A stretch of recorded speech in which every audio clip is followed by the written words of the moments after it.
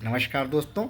न्यायालय में भारत की जो जुडिशियल सिस्टम है उसकी एक बहुत बड़ी समस्या रही है तारीख पर तारीख। एक फिल्म का डायलॉग है तारीख पे तारीख, और ये बन गया है। और वास्तव में भी आम जनता काफ़ी परेशान होती है जब वो पहुंचती है न्यायालय में और एक्यूज्ड की तरफ से स्थगन लगा दिया जाता है, साक्ष्य नहीं हो पाता है, तारीख लग जाती है, या फिर एक्यूज्ड कई मामलों में परेशान हो जाता है।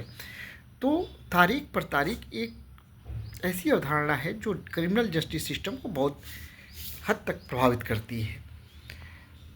नवीन कानून जो 1 जुलाई 2024 से लागू हुए, उसमें जो उसका सबसे अधिक जोर है वो त्वरित विचारण और त्वरित न्याय सुनिश्चित करने पर है। और इसके लिए तरह तरह के प्रावधान किए गए। एक टाइम लिमिट बना दिया गया है कि इतने दिन के अंदर प्रसंज्ञान होगा, इतने दिन के अंदर आरोप विचित हो जाएगा, इतने दिन के अंदर, मतलब सब कुछ के लिए एक टाइम लिमिट्स बनाया गया है। और ये जो तारीख पे तारीख की अवधारणा थी उससे निपटने के लिए भी संविधान हमारी जो नई भारतीय नागरिक सुरक्षा संहिता में है उसमें प्रावधान किया गया है।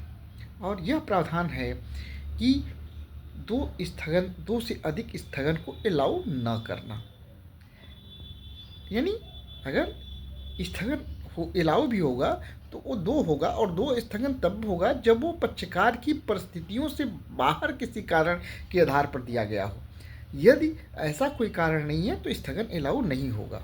तो एक बहुत ही महत्वपूर्ण प्रावधान है, और यह प्रावधान किया गया है 346 भारतीय नागरिक सुरक्षा संहिता में। भारतीय नागरिक सुरक्षा संहिता की धारा 346 346 में यह व्यवस्था की गई है कि 2 से अधिक स्थगन अलाउ नहीं किए जाएंगे। ये प्रावधान कहाँ है और ये हम लोग देख लेते हैं इसको एक बार।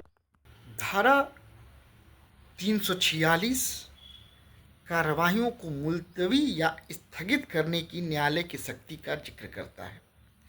और ये धारा ये प्रावधान करती है कि कोई भी जांच या जो विचारण होगा वो सभी हाजिर साक्ष्यों की परीक्षा हो जाने तक दिन प्रतिदिन जारी रखा जाएगा। जो भी साक्षी होंगे, जो भी साक्षी हाजिर होंगे, उनकी परीक्षा हो जाने तक ये दिन प्रतिदिन जारी रहेगा। और जब तक कि ऐसे कारण न हो जो लिखबद्ध किए जाएंगे, न्यायालय उन्हें अगले दिन से परे स्थगित करना आवश्यक न समझे। यानी प्रतिदिन कार्रवाई जारी की जाएगी जब तक न्यायालय को ऐसा न लगे कि भाई किसी विशेष कारण से जो कि अब लिखित किए जाएंगे, कार्रवाई को किसी परे किसी अन्य दिन के लिए स्थगित करना, मुलतवी करना जरूरी न हो।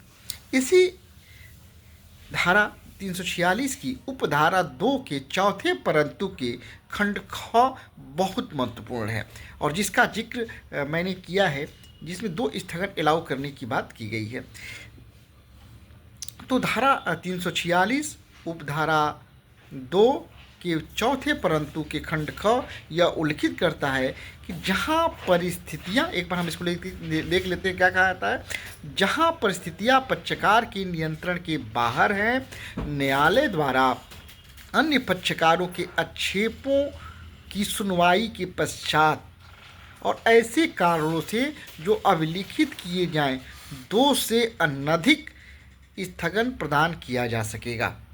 अगर इसके इंग्लिश वर्जन को आप देखना चाहें तो इंग्लिश वर्जन है, while the circumstances are beyond the control of a party not more than 2 application may be granted by the court after hearing the objections of the other party and for the reasons to be recorded in writing।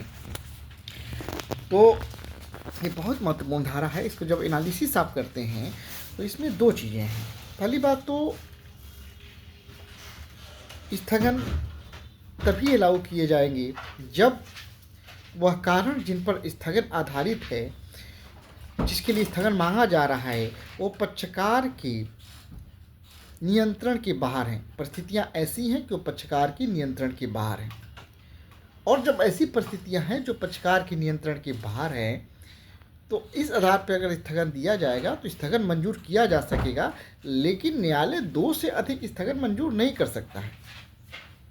और वो 2 जो स्थगन मंजूर भी करेगा वो उचित जो रीजन्स होगा उस कारणों को लेखबद्ध करेगा और कारणों को लेखबद्ध करने के पश्चात ही करेगा।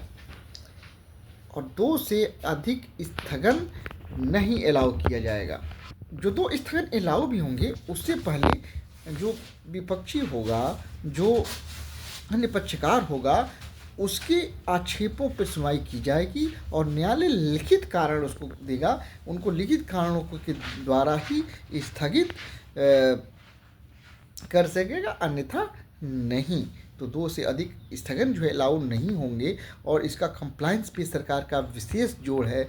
हमारी माननीय उत्तर प्रदेश सरकार ने लगातार इसके लिए अभियोजकों को और पुलिस कर्मियों को, पैरवीकारों को, सबको उन्होंने निर्देशित कर रखा है कि इसका कंप्लायंस वो कराएं और माननीय उच्च न्यायालय भी इस पर ध्यान दे रहा है।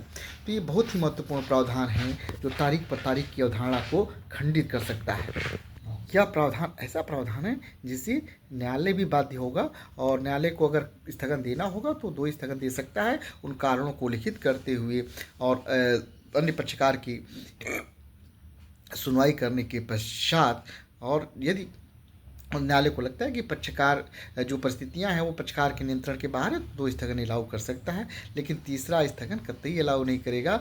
और उसके संदर्भ में अन्य पक्षकार जो है अपना देगा, अपना सबमिशंस देगा, उस पर आक्षेपों जो भी उसके आक्षेप होंगे उन पर सुनवाई की जाएगी। तो ये बहुत महत्वपूर्ण प्रावधान है जो त्वरित न्याय को सुनिश्चित करेगा, जो न्यायालय में तारीख पर तारीख की अवधारणा को खंडित कर देगा, ख़त्म कर देगा और त्वरित न्याय और तुरंत पीड़ितों को न्याय दिलाने में मददगार होगा। मुझे उम्मीद है कि ये जानकारी आप लोगों को अच्छी लगी होगी। जानकारी अच्छी लगी तो वीडियो को लाइक करें, कमेंट करें और दोस्तों को भी शेयर भी करें। नमस्कार दोस्तों।